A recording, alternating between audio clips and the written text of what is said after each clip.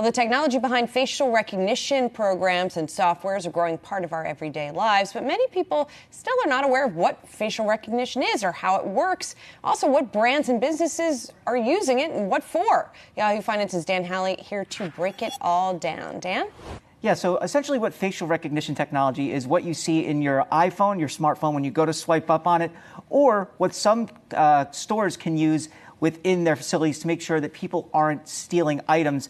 It's really controversial right now because Amazon uses it and sells it to police departments as well as the Immigration and Customs Enforcement Agency known as ICE. There are fears that facial recognition technology could have built-in bias when used in this way because it focuses on white men and as a result misidentifies people of color and specifically women of color. Sometimes it'll identify them as men, sometimes it'll identify them as white men.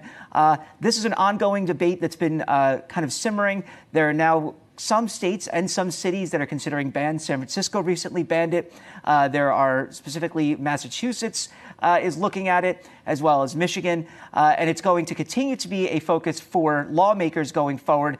Alexandria Ocasio-Cortez and Jim Jordan recently talked about it during a House Oversight Committee hearing, basically discussing how these companies are able to hold on to data such as photos of yourself and who it actually belongs to. There is a difference, though, between something like Face ID that Apple uses and what Amazon uses. Face ID is only used to identify yourself, and all of that stays on your phone, whereas something like Amazon's Rekognition, spelt with a K instead of a C, is owned by the company that's looking at it and kind of tries to determine who is using it. So it's a really interesting technology that's really hitting the big time right now, and a lot of companies are looking into it a lot more.